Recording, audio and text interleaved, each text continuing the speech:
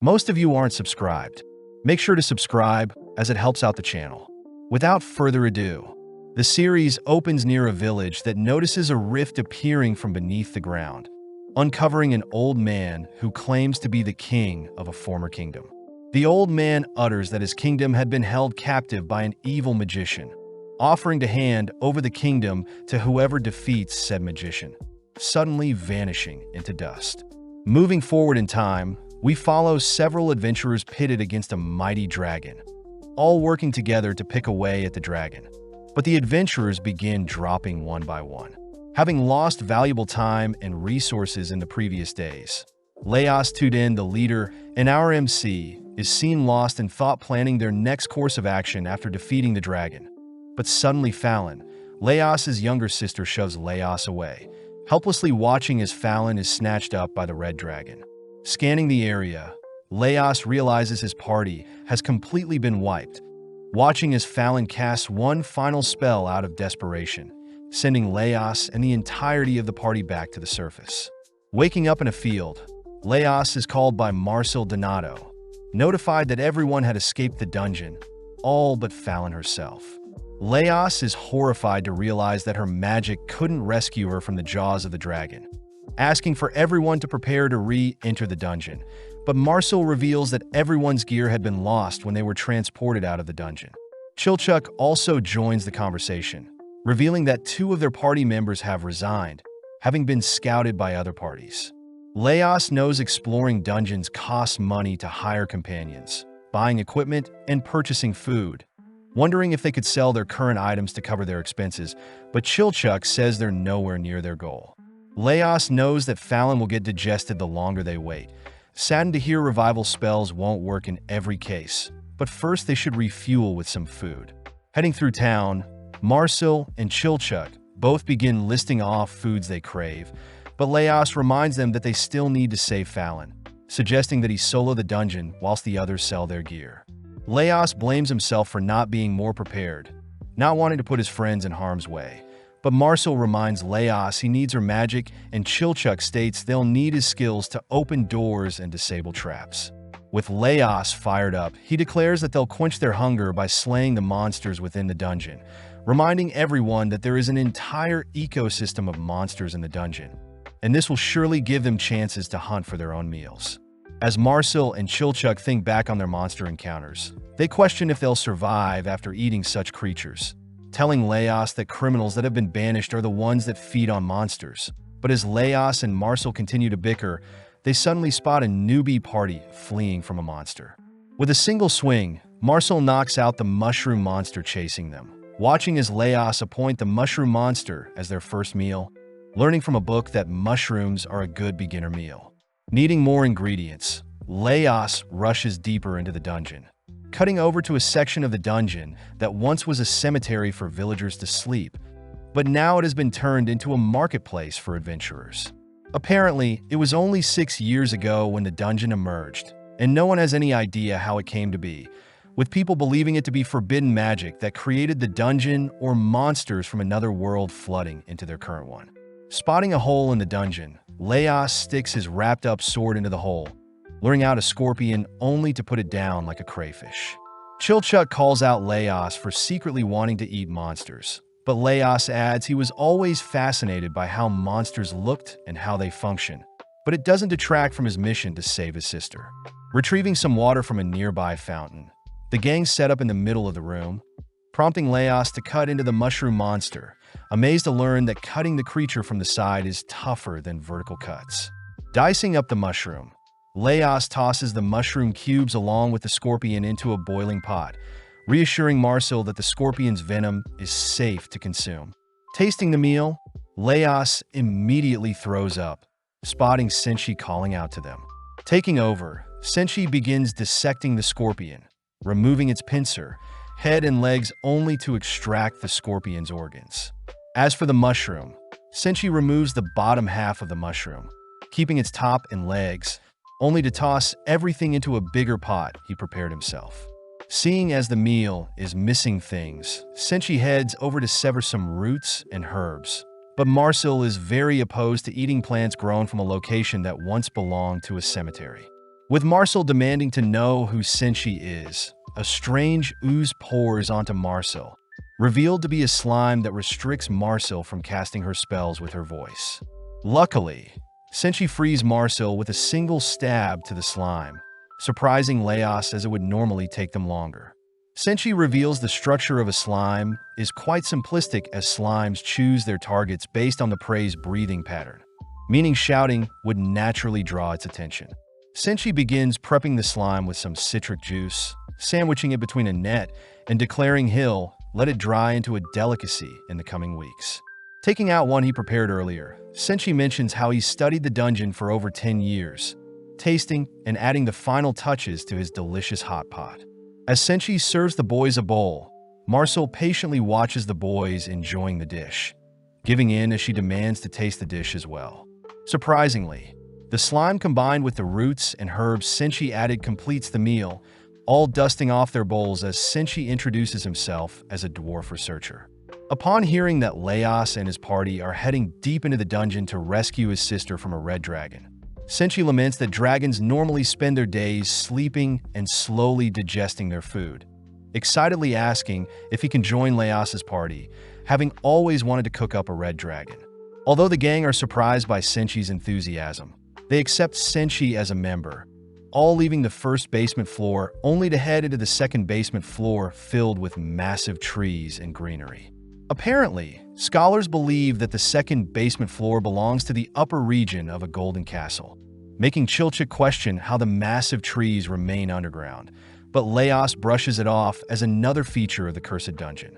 Seeing Marcel trip, Leos reasons they should set up camp and rest for the day, reminded of the time when they spent the night in a hollow tree, all agreeing to hunt down monsters for their dinner.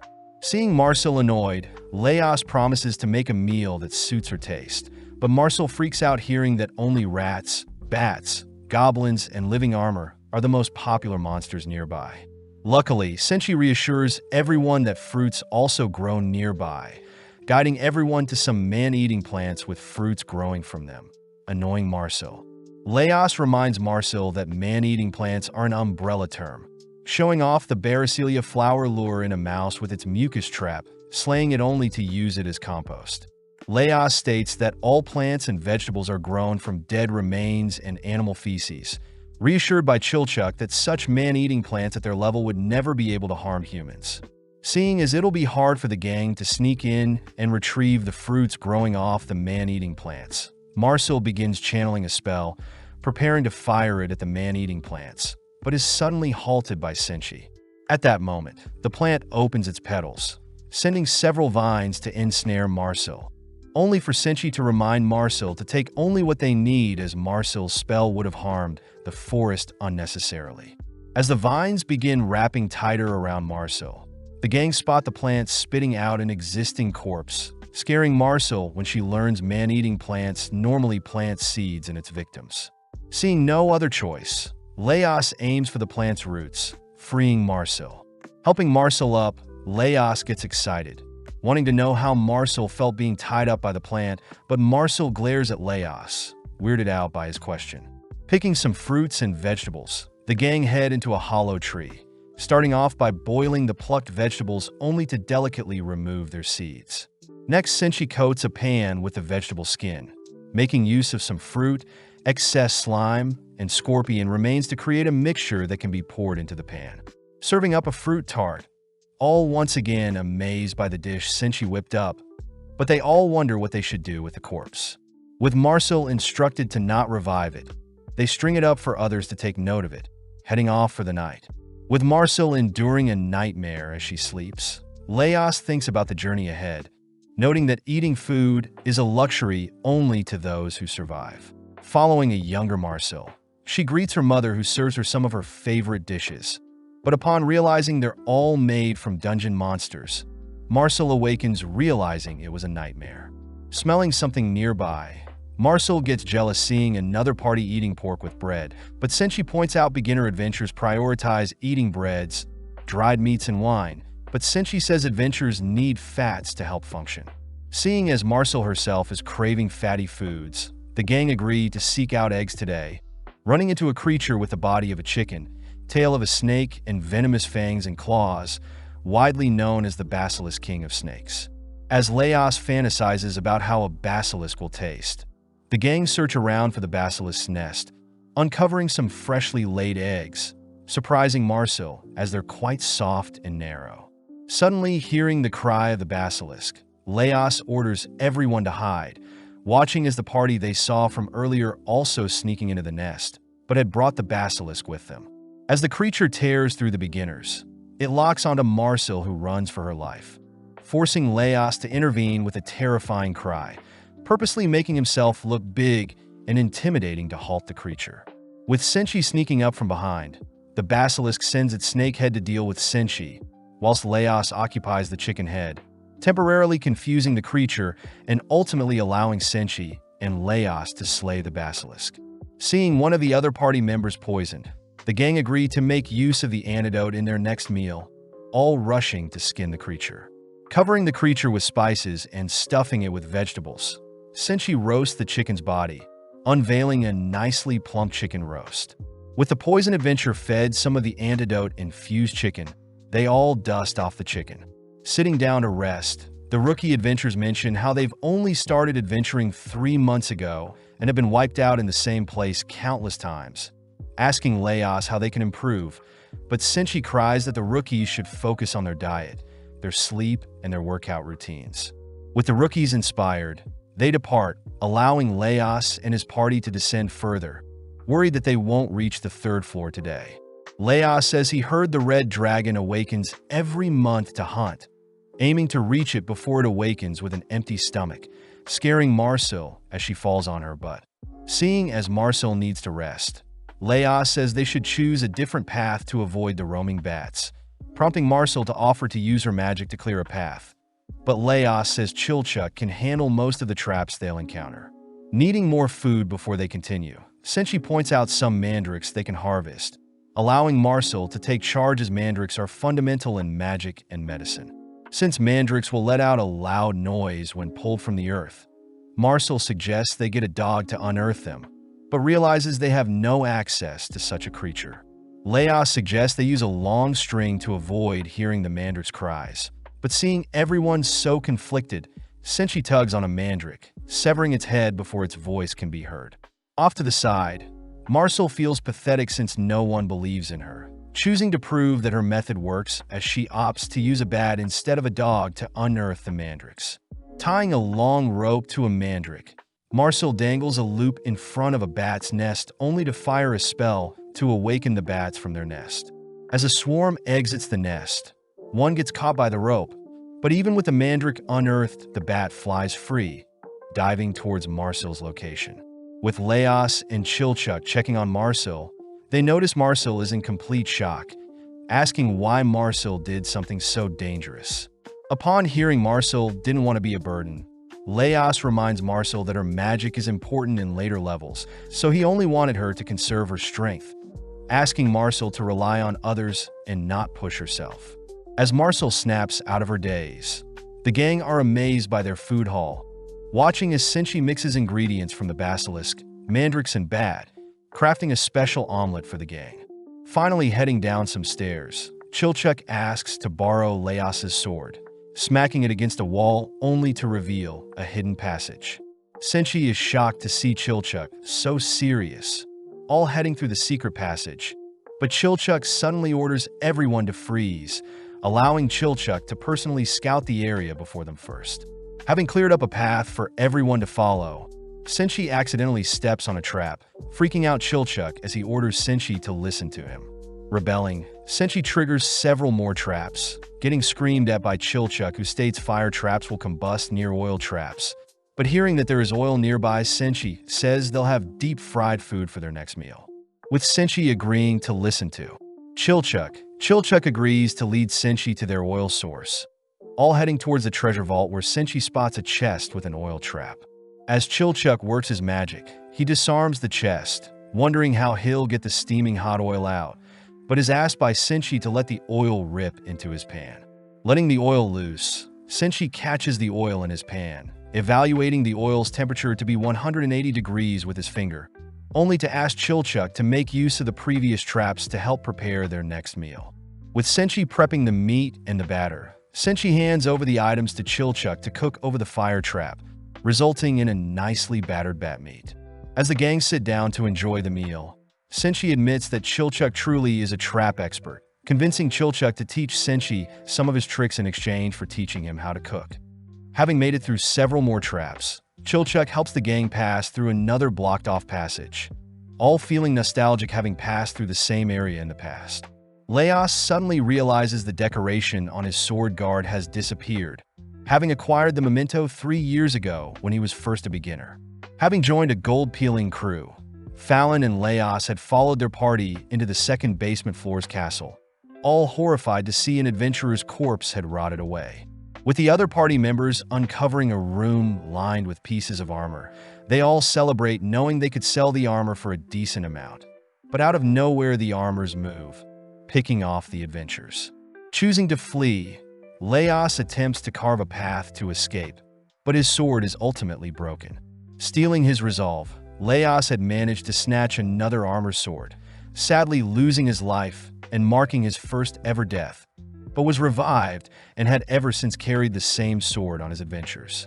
As the gang re-explore their current location, they peek into a familiar room lined with living armors, all agreeing to keep battle to a minimum. Giving the signal, the gang rush through the hall, all watching as a stray armor steps out of line, forcing Senshi and Leos to dispatch it. Sadly, more armors begin to awaken, blocking off the gang's exit, forcing a retreat for now. Leos notes the armor's unusual pattern, seeing as the armors normally awaken when people move close to them, but today they seem to have preemptively moved to stop their movements, wondering where the puppet master could be hiding. With no one knowing what or where the puppet master could be, Leos suggests that 3 of them act as bait whilst one of them sneaks past the door, assigning Leos himself to sneak past them. Chilchuck does point out that living armors don't have eyes or ears, making Leos question the armor's movements a few minutes ago, but nonetheless the gang set their plan into action. Bursting through the room, the trio destroy as many armors as possible, allowing Leos to make his way through the room's massive doors, only to spot a single higher-tier living armor in the center of the room. Having never seen such a prestige-looking monster before, Leos reasons he can't ask for help, therefore he must immobilize the armor to buy some time. Sadly, Leos' strikes are easily blocked, kicked aside as he realizes he is outmatched. Seeing the armor thrust its blade, Leos defends for dear life, watching as his blade is shattered by the armor's superior sword. Seeing the armor marching towards him, Leos gets annoyed, tossing a piece of rubble at the armor's shield, but is surprised to see the armor block with its body, keeping its shield away from the piece of rubble. Upon a close inspection, Leos spots a strange cocoon attached to the back of the shield, suddenly remembering something from his childhood. Leos had once played with an egg case on a stick when he was younger, realizing that the armors are actually being controlled from within, explaining its human-like movement and orientations, and it seems the armors are all protecting the egg case. With the other 3 barely holding out, Leos racks his brain for a quick way to slay the creature hiding in the armor, ruling out a slime as the movement is too rigid along with any swarm of insect creatures as there is no buzzing sound.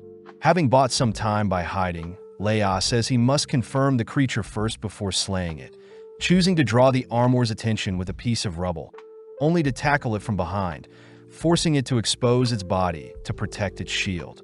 Seeing an opening, Leos drags away its helmet, quickly hiding only to realize the helmet is empty.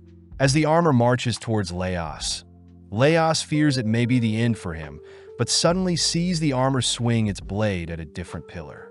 Choosing to dig into the helmet's crevices, Leos draws out a mollusk to slay, only to toss its head back to the armor.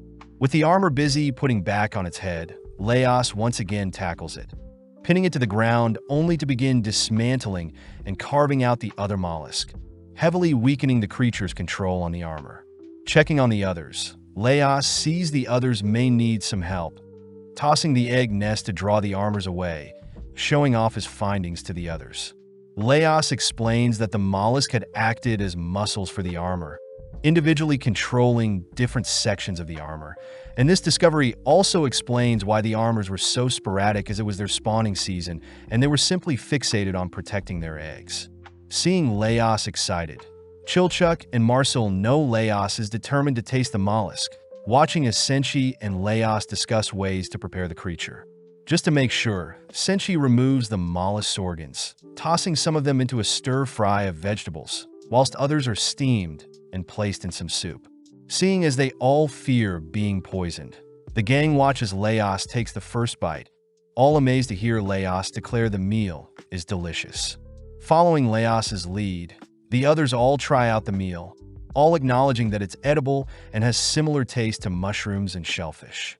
As the gang cleans up, they all wonder how such creatures evolve and populate, only for Leos to pick up a new prestige-looking sword. As the gang continues deeper through the dungeon, Leos realizes a creature is hiding in his new sword, choosing to conceal his new companion, hiding it from the others.